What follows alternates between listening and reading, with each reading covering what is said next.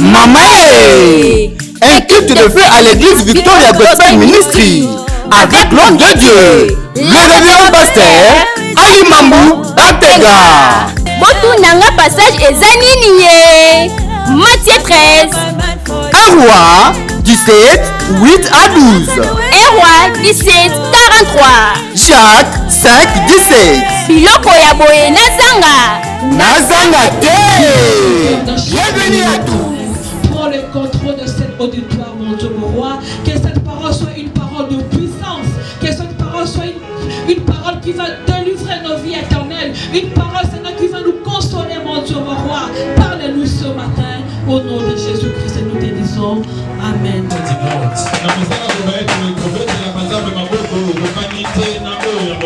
Les acclamations de Dieu doivent être différentes de toutes. Pour Dieu, tu peux sauter. Pour Dieu, tu peux courir. Pour Dieu, il y a des... Que tout celui qui a acclamé un miracle nouveau s'introduise dans ce monde.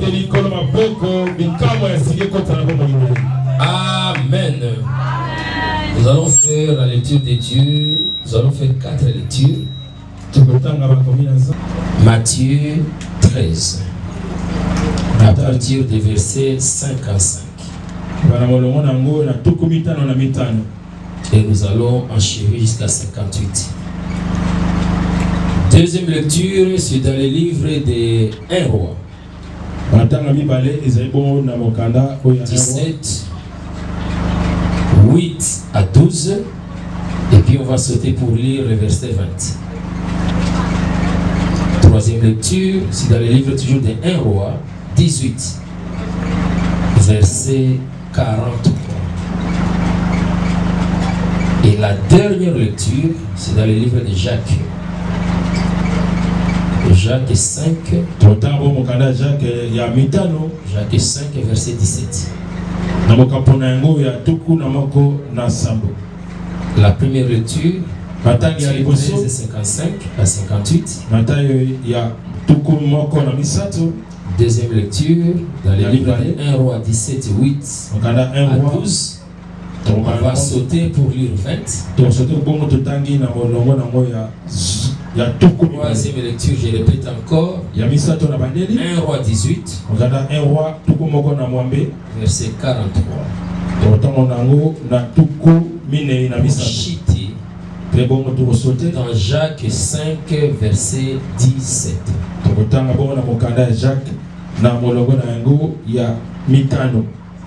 J'ai lu au nom de Jésus. Matthieu 13, 55.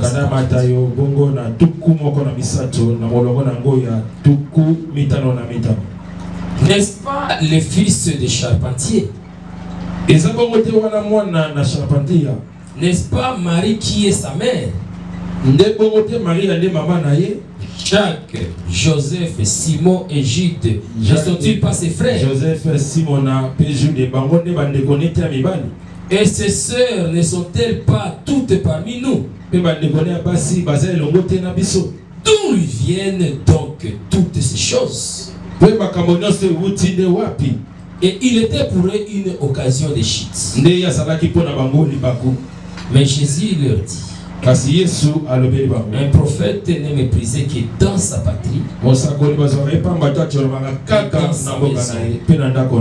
et il ne fit pas beaucoup de miracles dans ces lieux à cause de leur incrédulité. Amen. Amen. 1 Roi.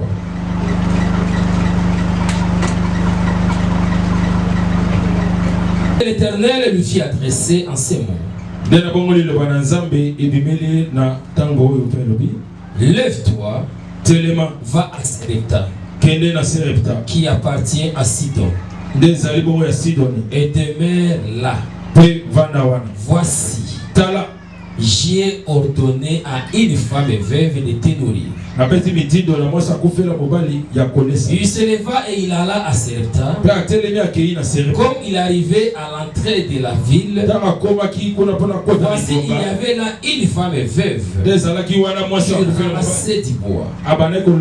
Il appela et dit: Va me chercher, je t'ai pris un peu d'eau dans un vase. Afin que je boive. Et il alla la chercher. Il appela de nouveau et dit, apporte-moi, je t'ai pris un morceau de pain dans ta main. Et elle répondit, l'Éternel ton Dieu est vivant. Je n'ai rien de cuit. Je n'ai qu'une poignée de farine dans un pot et un peu d'huile dans une criche. Et voici, j'ai ramassé 2 morceaux de bois. Puis je rentrerai et je préparerai cela pour moi et pour mon fils. Nous mangerons, après quoi nous mourrons. Amen. Est-ce que tu affligerais au point de faire mourir son fils? Même cette veuve chez qui j'ai été reçu comme un hôte. Amen. Jacques.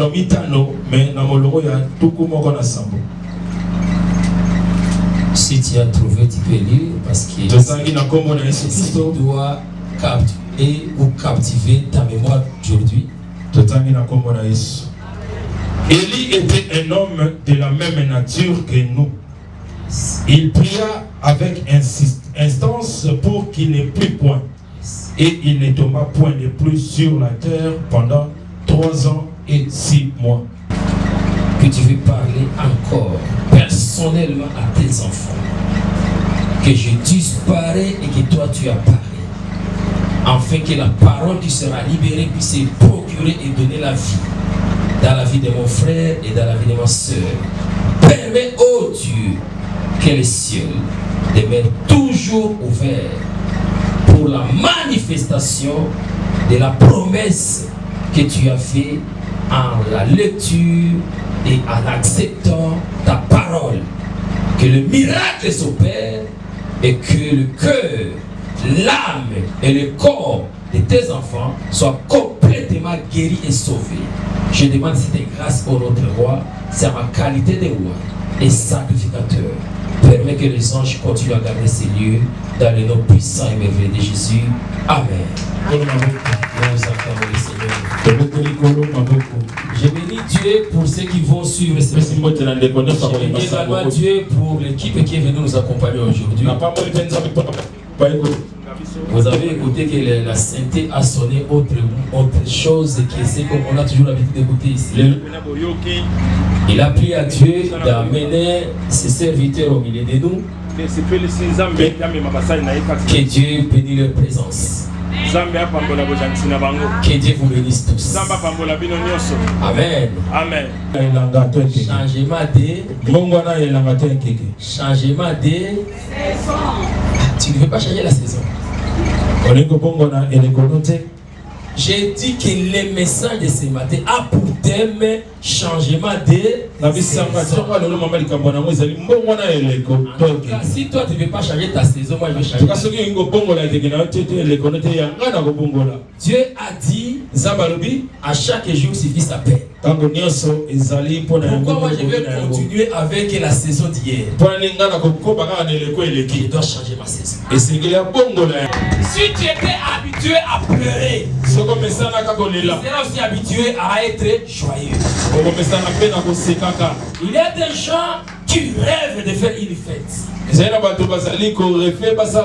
mon Dieu te donne l'occasion de fêter.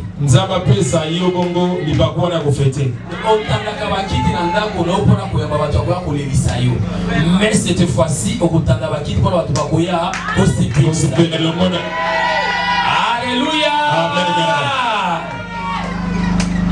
Comme tu n'arrives pas à comprendre, ça m'amène à commencer dans le livre de Matthieu. Là où j'ai mort et autres.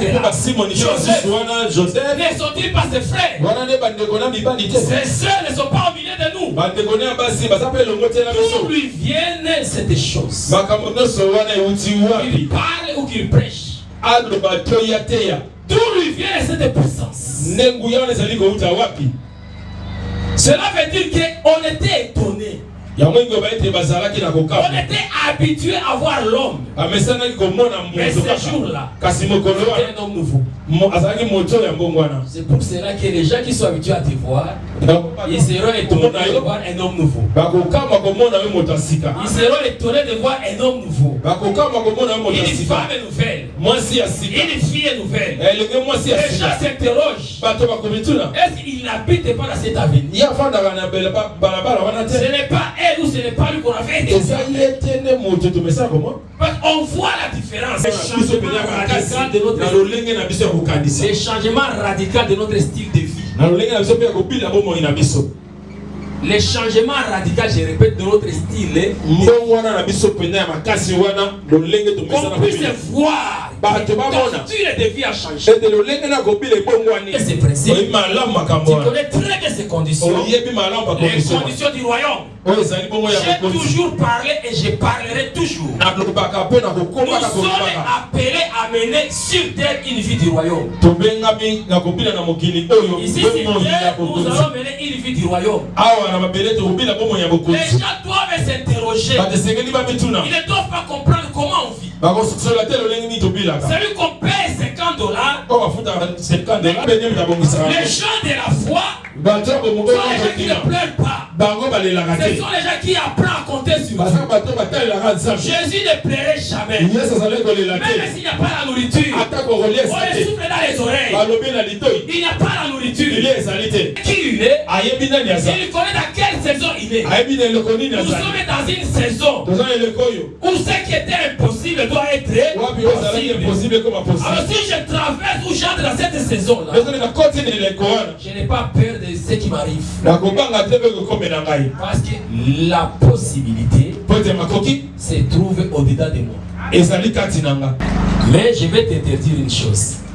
Kasi nayebi na yo likambo moko. À ce que Dieu m'a révélé, il m'a parlé. Na oyo nzambe alobelaki nga mpe atalisi nga. Il y a ceux qui portent les gants Eza na bango baolata bagan. et quand ils touchent l'onction, Mpe ntango asimbi lipakwa. ils ne bénéficient pas de cette onction. Lipakwa wana ye azozwa yango te Parce matamisi. qu'il Azwa lipano a nango te. l'anti-onction entre ses mains. Po ete na maboko na asimbi oyo ezali anti na yango. En d'autres termes, Na lolenge mosu ya on peut koloba. appeler ça l'isolat de l'onction. toyoka yango yango nde ezali lokola isola te yango nde otali Les gens lipaka. qui se familiarisent avec l'onction. Bato oyo bazomesana na lipakwa. Ils se familiarisent avec l'onction.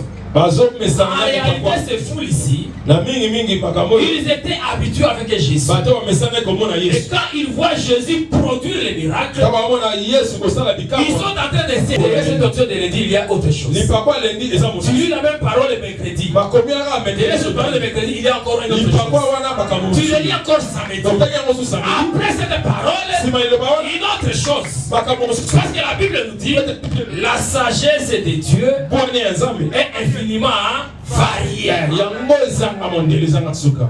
Et si tu t'habitues avec la parole, Soko mesene liloba. balobaka yango. Akosuka Nayoka yango. Ekosuka boye. na mesana boye. Okomema ndenge oyaki. Si tu sais que non, lelo na koyoka yango eloko mosusu nsima nango antokomema mpe nango awa. Okupambama. Alléluia. Amen. C'est la même chose avec ceux qui s'habituent même avec les hommes de Dieu. Eza pa lolenge mwana bato bamesana na basali na Nzambe. Je peux manger avec toi. Na wewe kolia na yo. Et l'esprit me dit, Pe molimo bina. arrête de manger. Tika Prie kolia. d'abord pour lui. Pone ya tu vas fuma. manger. Pe kopa kolia sima.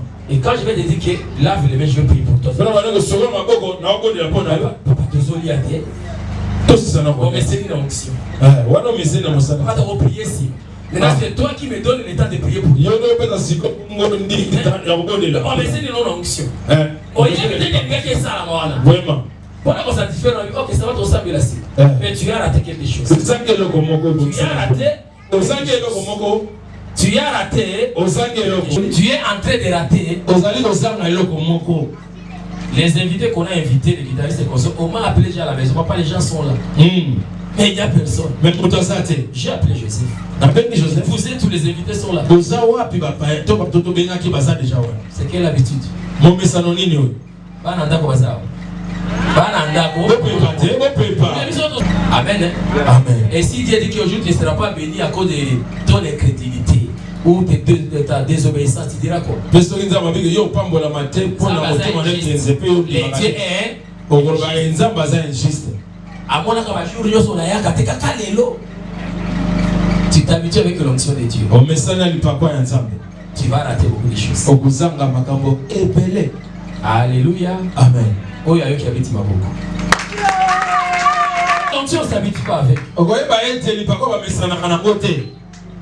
On attend toujours quelque chose de nouvel. Nous sommes dans une nouvelle saison. On ne sait pas ce qui peut nous arriver. Parce que Dieu va toujours nous surprendre. Prends la décision d'entrer dans le changement de saison avec toutes les conditions remplies, tous les principes respectés. Tu verras les changements dans ta vie. Maintenant, l'Esprit m'a dit, si quelqu'un te dit ça et là par rapport à sa vie, avec lui la rétrocession de sa vie. C'est à partir de là où tu verras il y a de quoi qui.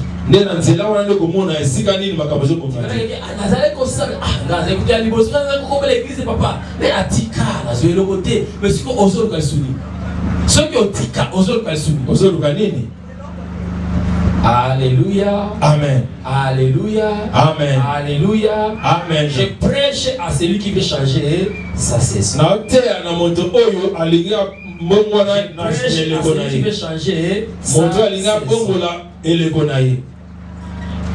Dans le livre de Jacques, que nous venons de lire, Jacques 5,17, on nous dit que Élie était un homme de la même nature que.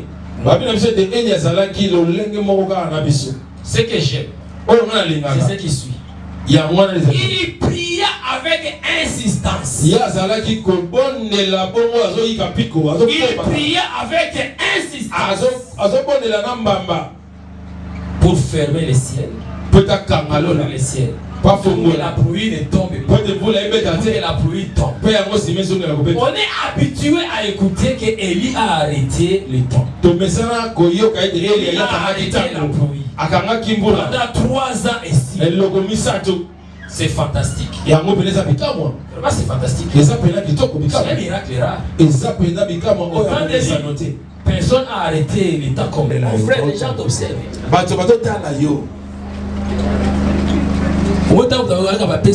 Dollar et Mati atali leur réaction.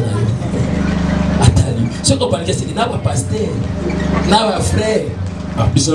Beaucoup d'habits ça sont dans cette église là-bas. T'as un gars au camp. Les gens t'observent. Tu diriges l'intercession, les gens t'observent. Yo ça la connaît l'intercession. Le transport des gens, maman, comment la ville est. Les gens t'observent. Mais l'homme il y a hôtel qui se foi. Le mot qu'on a la vérité, maman, comment la ville est. Amen. Alléluia. Amen. Les gens. Dieu m'a dit, il y a des évangélistes et des diables ici sans les savoir. Mais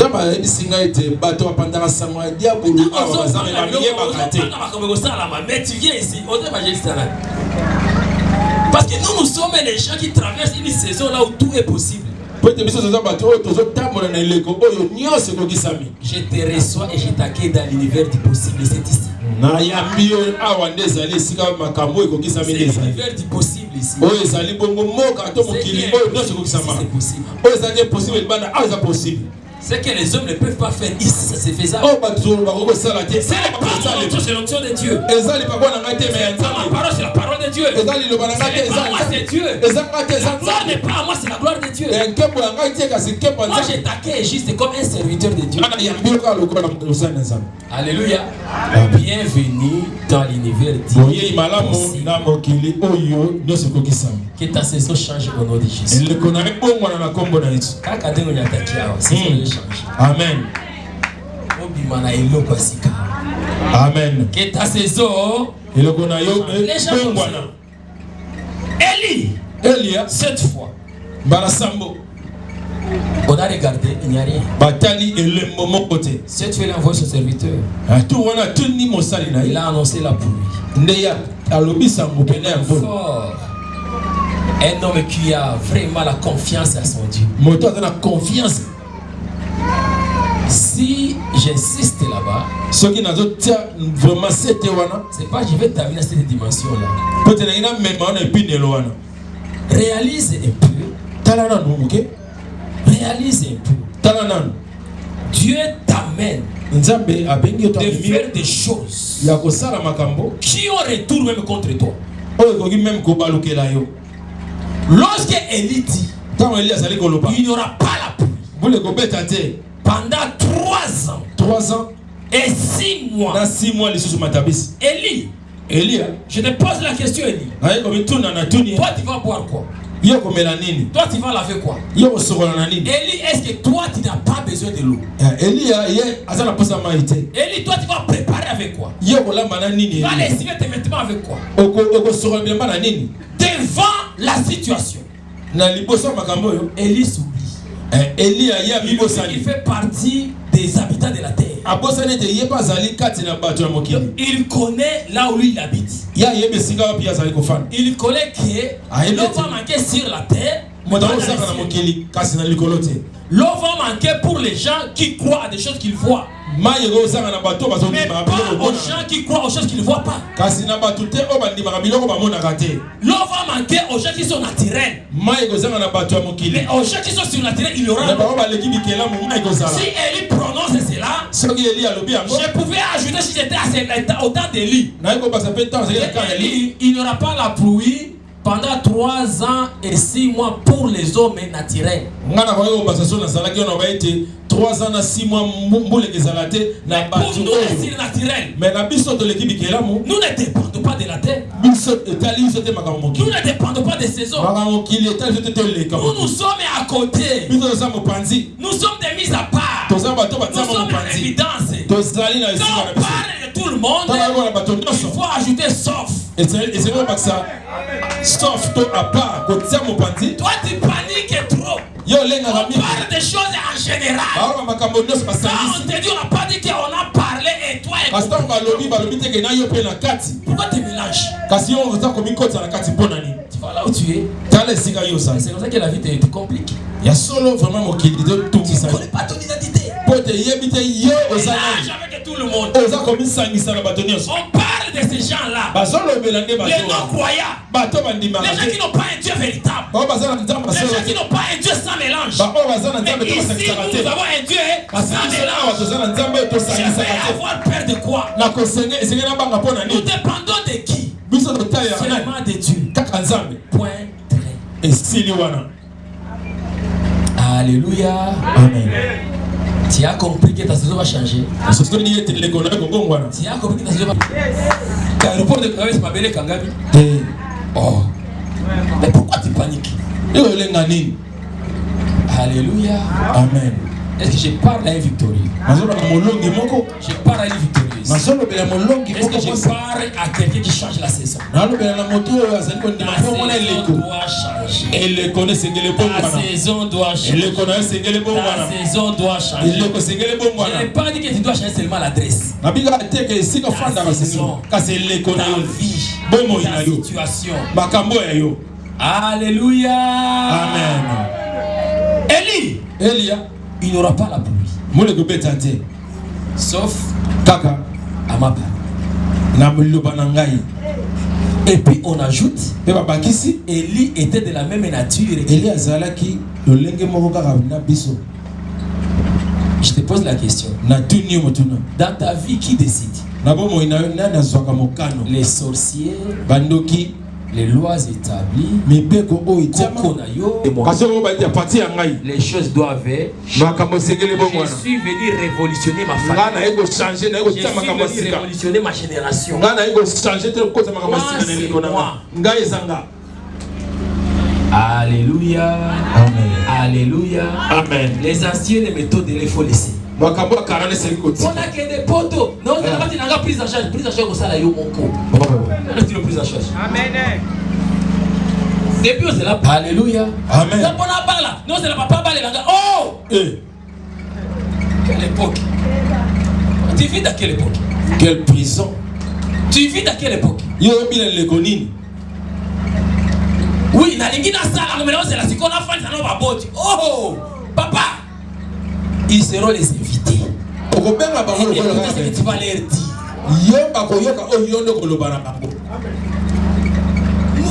Nous ne transportons pas où nous ne transportons pas une bénédiction qui doit être dictée de l'extérieur. Nous ne sommes pas porteurs d'une onction qu'on doit encore dominer. C'est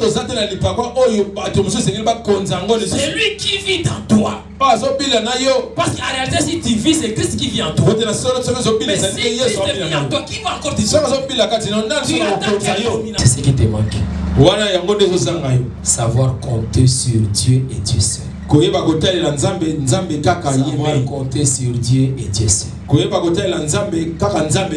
monde nous fait beaucoup pleurer.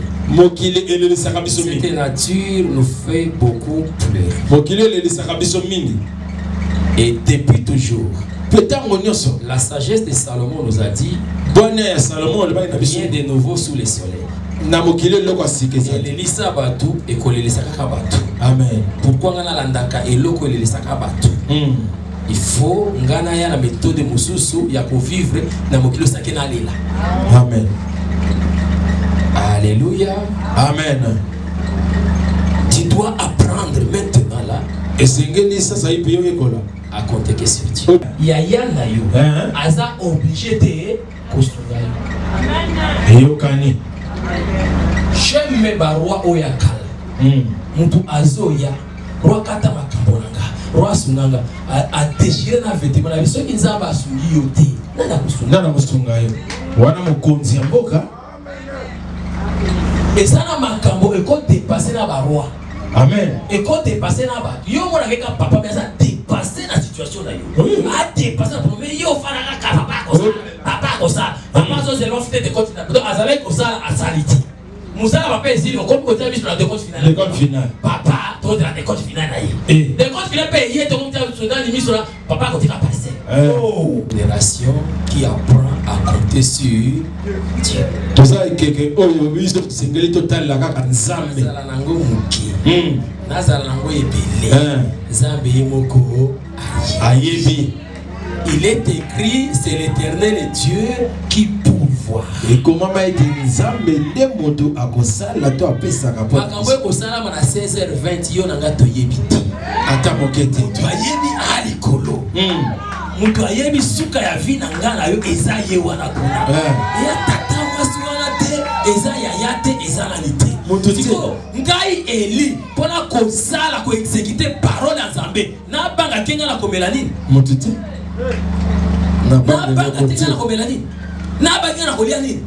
Si Dieu me dit que le lot est acquitté sans offrande aux hommes qui paient, je vais la question est-ce qu'on a collé à l'île à offrande d'été?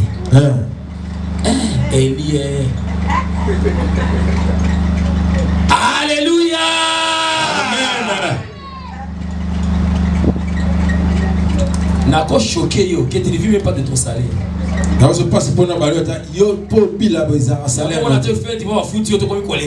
vis pas de ça. Tu ne pas de Dieu. Alléluia. Amen.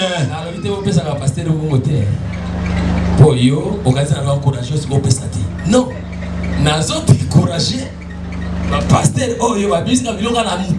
La stratégie est si c'est les Alléluia. Amen. Alléluia. Amen. Alléluia. Amen. Na continue na suka wana. Na koba to na suka. Akoba. Amen. On ne parle pas de Dieu. Le centre d'intérêt doit être changé. Et c'est le centre de mon intérêt, c'est Dieu.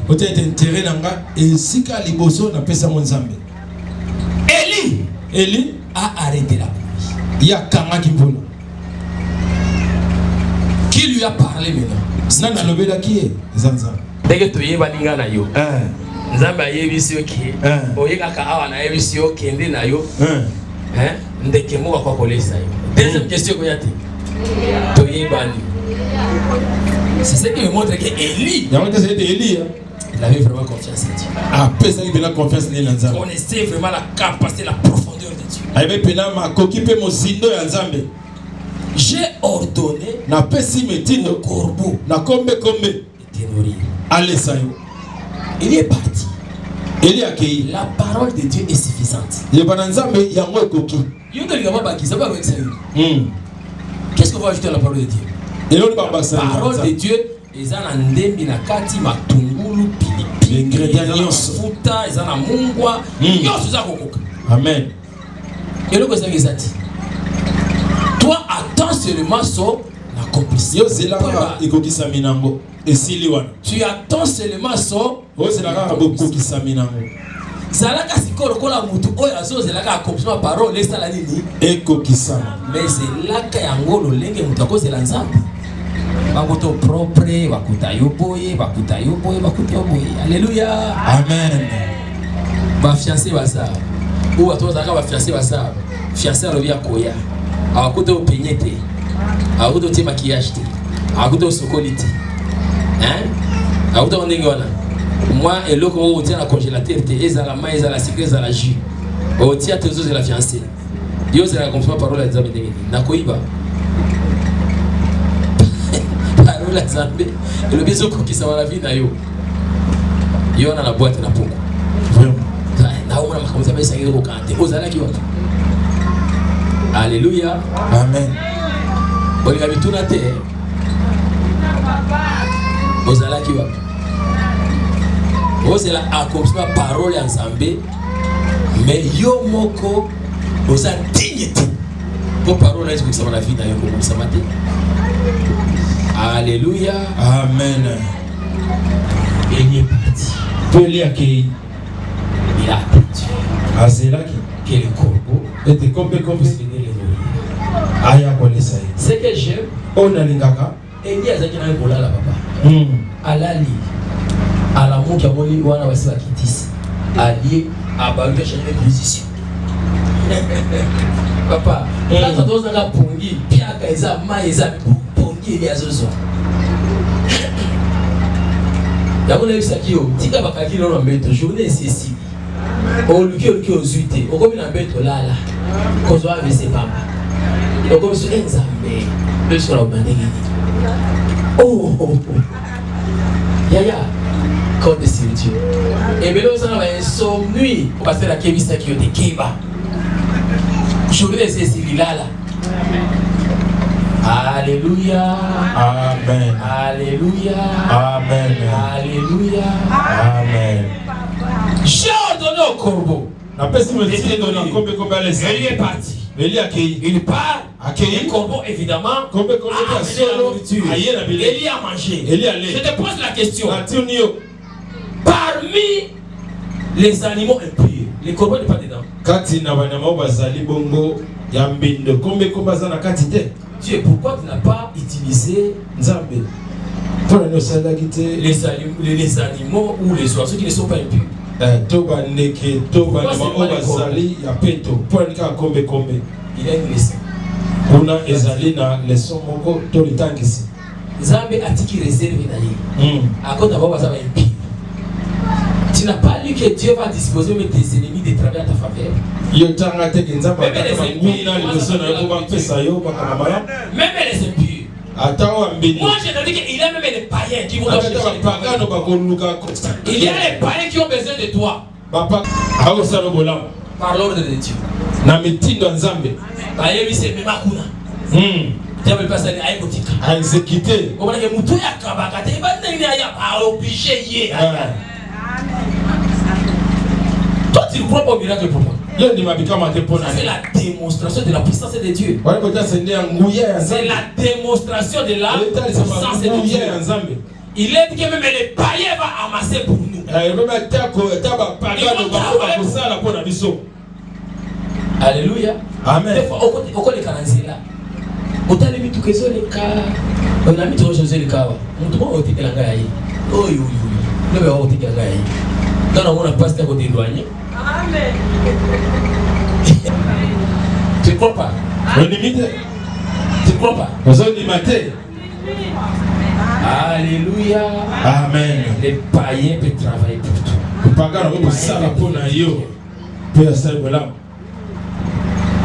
Et tu ne crois pas? il y a des choses, même l'argent qui est dans les mains des païens que Dieu va arracher pour toi. Et ça m'a comme ça que ça m'a beaucoup à pagano, ça m'a beaucoup ni pas péché. Ça m'a yembi, ça m'a organisé un anniversaire, ça me paye na ya pego que ne connaît pas son bongo. Oh, comme il y a est-ce que tu es en train de comprendre ça? Oh, ça sur la penza makambo. Dieu va organiser des choses qui te payent. Nza ba ça qui te paye no fukama, ba pesa yo. Même s'il n'est pas, ce n'est pas ton problème. Adam pagano italioté. Dieu a ordonné au corbeau. Nza ba pesa mitino no kombe allez ça il y a une nuance là-bas. Connaissez-moi le moko oyo sinito ko. Il y a une nuance là-bas. Je te pose la question. Le corbeau a nourri Élie. Comment laisser Élie? Est-ce que Élie s'est fait ami du corbeau? Élie a comme qui moninga ko ya kombe en déplace au bunga kangwa. Ende sika vraiment li bungeza. C'est comme ça batindi c'est ko ma camarade. Bon alliance na iti, alliance de zananza. Dieu a envoyé seulement. Da batindi kaka. Ce que zala ki yo, on a monta noir blanc. Naza mi akorbo ko ko lisanga. O changer na look. Oh. Ko la tra noir blanc. Tuko kokana.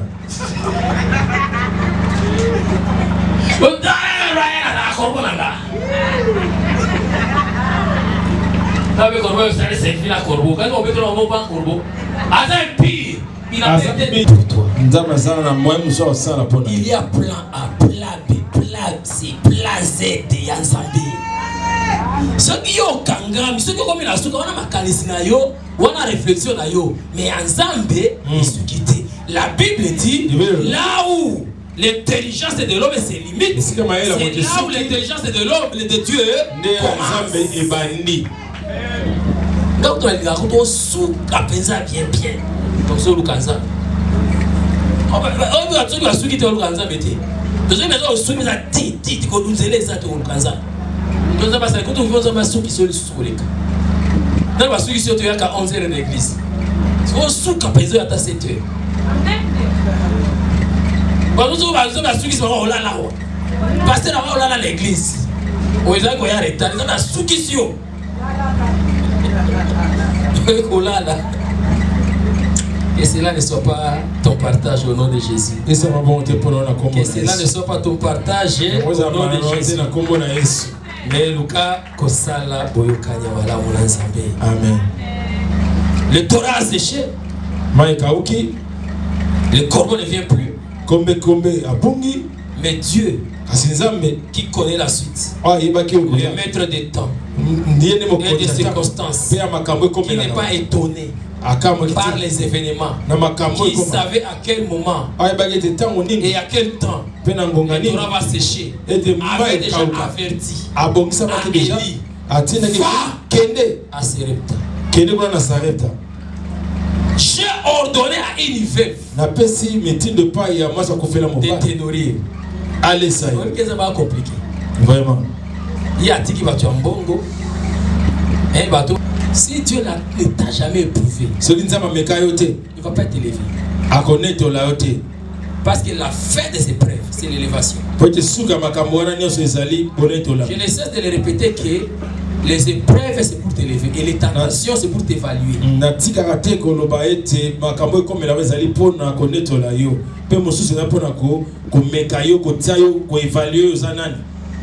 Alléluia. Amen. Face à la veuve, il a identifié la veuve comme le Saint-Esprit va t'identifier aujourd'hui. Il y a des choses que Dieu doit faire dans ta vie pour que tu saches qu'il est fantastique, il est merveilleux et il est incomparable. Parce que s'il fait ça, personne d'autre peut te détourner encore de Dieu. Et toi, tu dois avoir l'attitude de quelqu'un qui a un miracle rare. Consacre-toi pour Dieu. Il fera quelque chose de si extraordinaire. Dans ta vie, toi, tu ne l'abandonneras jamais. Et tu vas commencer à parler aux gens, vous ne connaissez pas Dieu. J'ai avoir une foi stable. Je suis arrivé au point de voir que même la foi est petite même.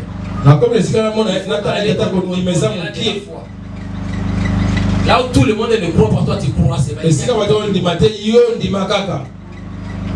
Il n'y a que toi qui crois. Dans la Bible, j'ai vu les gens qui ont annoncé des choses et qui ont fait croire à cause des événements que cela ne soit pas ton partage.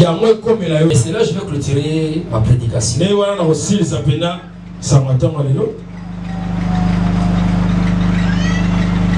Malgré ça, la situation complique. La situation change. Il s'est trouvé en prison. En telle sorte, il envoie ses disciples. Allez-y d'avoir posé encore la question. Est-ce que c'est lui? On va attendre quelqu'un. Tu es déjà arrivé à ce stade. Namona mutu ateya batu oyo ateya bakomi kolendi sebe Jesus. Vraiment. Je connais quelqu'un qui s'appelait David, je ne sais pas là où il est dans la nature. Mais David, quand j'étais en première graduée, David azalaki pasteur. David venait me chercher à Pakadjo. Et pendant que je suis en train d'exercer le ministère pastoral, j'ai trouvé David avec l'arme et cigarette à main. La cigarette. L'arme a fait. Il est devenu policier. J'ai dit David. Qu'est-ce qui t'est arrivé? J'ai terminé ça. Souci à ta police. Mon cher, histoire de Samoulaï. Longue histoire. Et yo, tu sais que tu connais Banayo. Comment ça, pasteur? Mon cher, tout le monde a le numéro. Histoire de Samoulaï. Dieu me voit sur la chaîne. David a les policiers. Comme policier, ce n'est pas possible. David, qu'est-ce qui t'est arrivé? Pas la robine de ton solo là. Tu peux lier Tikanga. La tête pour la sombre.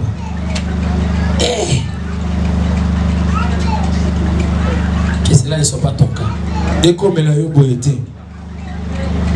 Que la situation de la vie ne te trouble pas. Yango est troublé. Aucun événement ne peut dépasser Dieu. Là, j'ai compris la pensée. Lorsque Jésus enseignait, c'est dans le livre de Marc. Il a enseigné, il disait, parmi tous ceux qui sont nés de la femme, tous les hommes qui sont nés de la femme, il n'y a pas le plus grand que Jean-Baptiste. Parmi tous ceux qui sont nés de la femme, j'aime cette précision, j'aime cette nuance. Parmi ceux qui sont nés de la femme, il n'y a pas le plus grand que Jean-Baptiste. Cependant, les plus petits, quel art dans le royaume des cieux est plus grand que Jean-Baptiste. Ça me trouble là. Alléluia. Ça me trouble.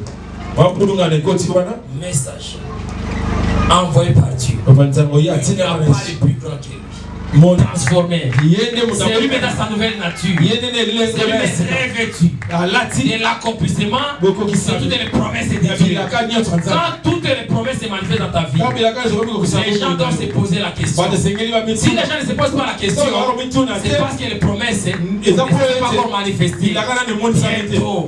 Encore bientôt, très bientôt, j'annonce l'accomplissement des promesses de Dieu, la manifestation de la parole de Dieu, la gloire de Dieu sera au rendez-vous, ça va être revêtu, déborder de toi. Même si tu étais dans les péchés, Dieu a fait que tes péchés te soient pardonnés et il a si rabondé par la grâce de ta vie. Parce que nous sommes les veuves qui l'enfant de veuve était revenu à la vie. L'enfant de veuve était revenu à la vie. Pendant que ceux qui ont des parents, ils sont repartis. Mais l'enfant de veuve, ceux qui se marient marie pas. Il peut se marier. Il ne touche pas. Il peut toucher. Ceux qui n'avancent pas, il peut avancer. Ceux qui n'achètent pas, il peut acheter.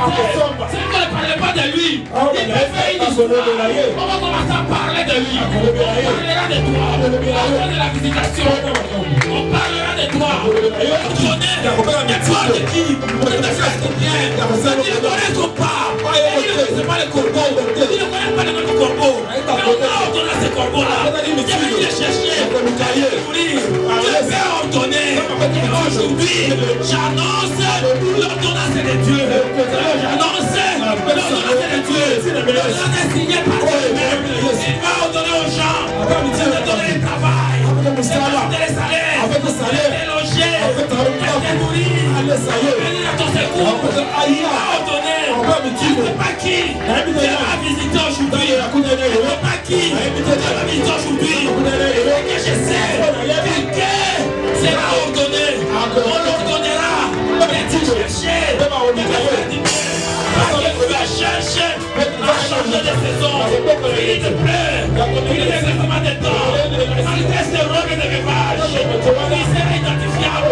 Il sera identifiable. Les anges te cherchent. Si Élie va chercher la fève, quand ce sont les anges qui viendront. Ce sont les anges qui viendront. Ce sont les anges. Les anges viendront. Les anges vont te localiser. Les anges vont te localiser. Les anges vont te localiser. J'ordonne mouvement angélique avec les anges te cherchent, les gens qui cherchent ton dossier, les anges vont chercher tes dossiers, vont chercher ta cause, les anges vont chercher là où c'est bloqué, là où il y a des lois, les anges vont travailler, on parle de toi, avec le champ de l'identité, avec ta vie changée, avec tes entrées, avec une nouveauté de vie, une vie nouvelle, identifiée, appréciée, c'est le temps, le changement de saison, c'est le temps, le changement de saison, c'est le temps, le changement de saison, c'est le temps, le changement de saison, c'est le temps, le changement de saison, c'est ce moment, c'est ce moment, c'est ce moment, c'est ton temps, c'est le Caïro, c'est le temps de Dieu, il faut que c'est fini, mais en réalité, ça fait que commencer, ça fait que commencer, il y a bientôt une histoire nouvelle, il y a bientôt une histoire nouvelle, il y a bientôt une histoire nouvelle,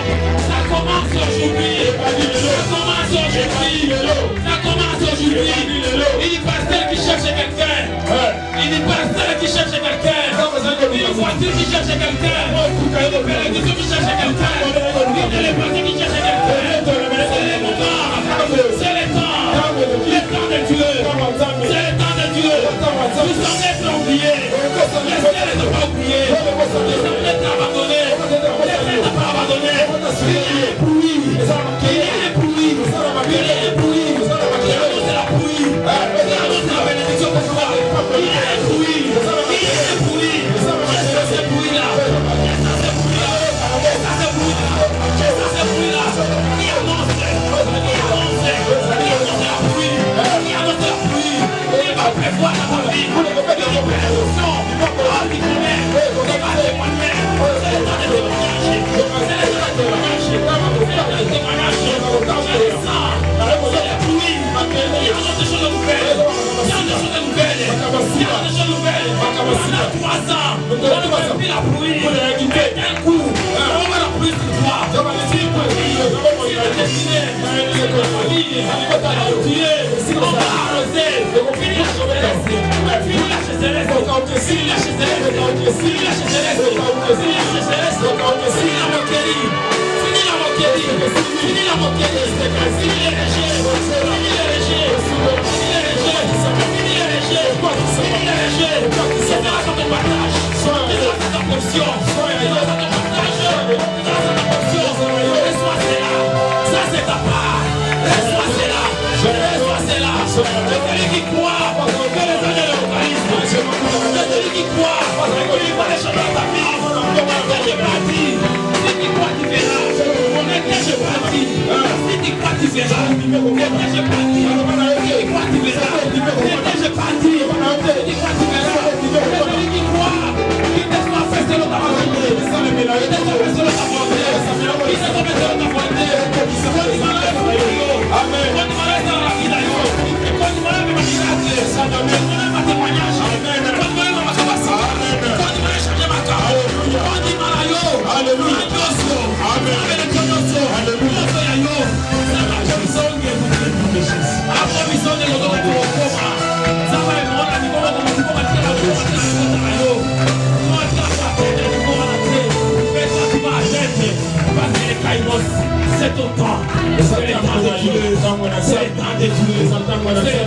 Dieu, Satan de Dieu, Satan de Dieu. Moi, c'est là, c'est vous prenez dans vos vies 3 fois. Amen.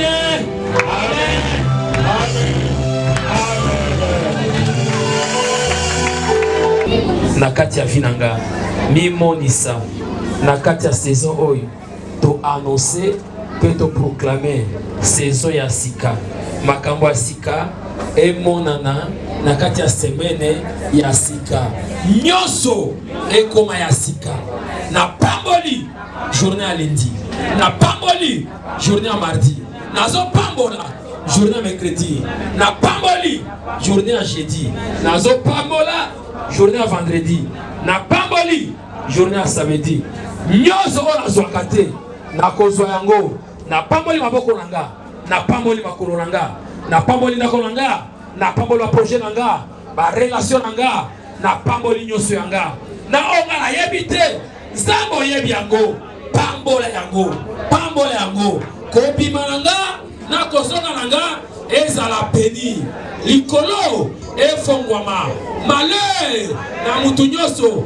oya kotelemela, bénédiction nanga, ata azanan, na yeba ye te, azala mama nanga, azala papa nanga, azala tamwasi, zambo yanga, oto sambela kawa, sans mélange, akutana na ye, onode, pambola semaine na yo, banako pambola semaine, que le Dieu de ma consécration puisse t'accompagner, que le Dieu de mon appel puisse t'accompagner, le Dieu de mon alliance puisse arroser ta semaine, que la semaine soit arrosée, que la semaine soit arrosée, que la semaine soit arrosée, que la semaine soit arrosée. Oyo zwakate o zwa yango, oyo simba kate o simba yango, oyo réalisa kate o réalisa yango. Na longoli ba limitation na semaine na yo, na longoli ba limitation na vie na yo. Na quoi ici ba loi établie, ya sikaye pendant la vie na yo. Oyo ko salama, et no sala wow. Ça c'est Dieu. Wow! Ya moepe ezalaka. Zambalo la amona yo. Zambalo la accompagner yo. Père! C'est ma qualité de ouen. Et sacrificateur que je bénis l'assemblée. Que je bénis l'assemblée. Que je bénis l'assemblée. Et je proclame leur semaine est bénie. J'ai brandi mon mandat spirituel et j'ai béni la semaine des enfants. J'ai béni la présence des enfants, notre roi. Tika oya yaki, ata yaki malade azonga guéri. Oya ki n'a pas problème azonga na solution. Oya ko lukonza ba fungwa li motema na ye. Zambalo la tika bakamba sika et salama la vie na ye.